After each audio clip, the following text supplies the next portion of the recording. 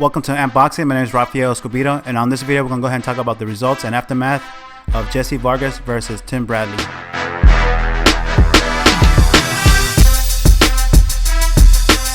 Before we talk about the main event, I want to go ahead and talk about the co-main event, which was Oscar Valdez versus Ruben Tamayo.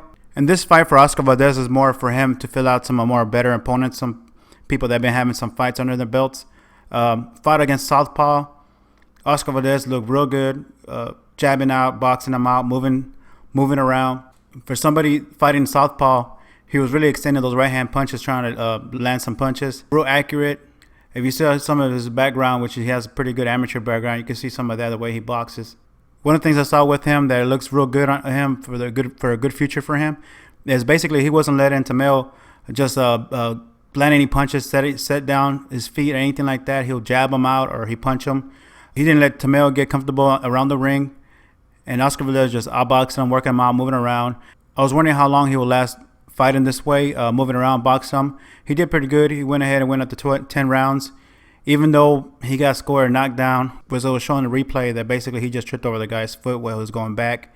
But they counted a knockdown, nothing against him. It's just something that things happen and they just count that way. But it's pretty good. Want to see more of him coming up in the future, Oscar Valdez, and see what he does right there in the featherweight division. I'm not really sure he's up to fighting like Nicholas Walters or anything like that, but it should put more top contenders against him just to him fill out the weight division. He has 16 wins with 14 KOs. I was thinking I'll probably see a KO towards the end of the fight, but it went up all 10 rounds. But no big deal. Good boxing skills from this guy. I hope to see a lot more of him on HBO or wherever. Now to the main event. I had Tim Bradley winning for 12 rounds, in which he did that. Started off in the beginning, he just outworked Vargas. Vargas, being a taller guy, he never used his jab that much. Probably in the third round, he started getting a little bit better, but he kind of lost it. Tim Bradley was all over the place, going for the body, boxing him, moving the defense. There's sometimes that Jessie Vargas will have Bradley, and he'll just stop, or he will have nothing after it.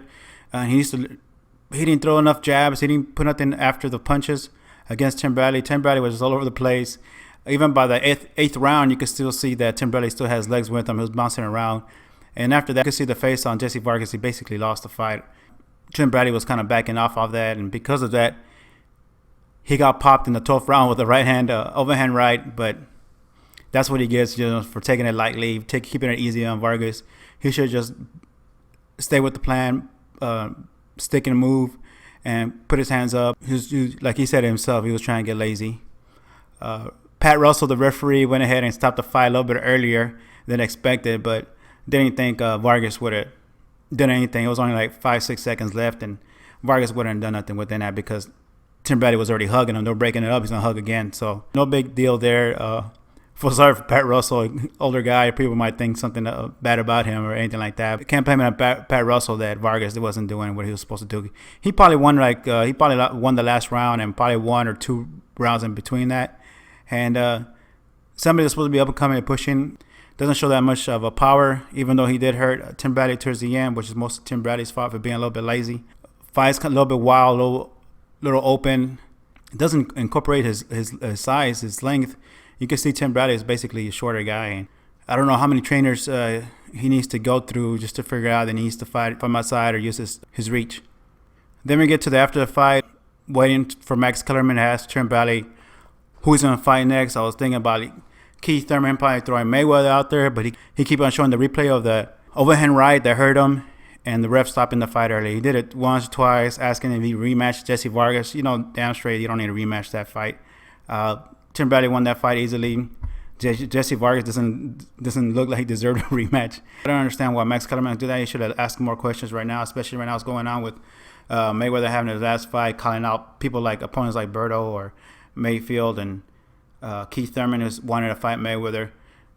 It's a lot of things he could have talked about, but he just went ahead and just talked about that replay, which they didn't talk about much after that and just went straight and cut off the show. Tim Bradley won the fight, unanimous decision, nothing big there. The only thing shows that Jessie Vargas, and he stopped pushing him so much. I mean, he could still get some more fights if he wants over here and there. Tim Bradley, he's always going to be tough. He's always going to be there fighting, pushing the fight. He's always going to fight, but some things like that in the 12th round always gets him in trouble. Tim Bradley's actually, if you see him on these other boxing shows, he's a real good commentator, real good about boxing.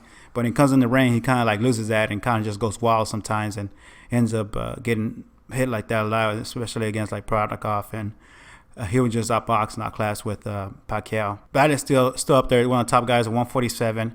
See who he fights next. Max Kellerman wasted time by showing the replay. Should have just asked him more about the future. And that rematch for Vargas is, I'm sorry for Vargas, but yeah, he don't deserve that. He should just fight somebody else. Well, Trinidad is now the interim WBO world champion. With basically he's just next in line to fight for the WBO belt, which Mayweather has, and he hasn't vacated it yet because he wants to vacate it to somebody, one of his fighters, and Al Heyman's promotions. I won't say it was a great fight. It was a good fight. Seeing what Tim Bradley still has and where Jessie Vargas needs to be. Not too happy they didn't use this to go ahead and just call out other fighters in that division and see what's going on.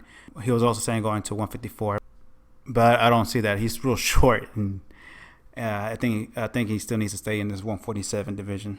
But that's it from Unboxing for today. Next video, I'll go ahead and just put out some quick notes out there for the week. This coming week's gonna be a slow week because of the July 4th weekend. So I'll probably won't do a preview or anything like that, predictions for anything this week, probably to next week. But I'll go ahead and just release some quick notes, videos, and what's going on boxing. And thank you for watching Unboxing. Please leave any comments in the section box below. Please like and subscribe.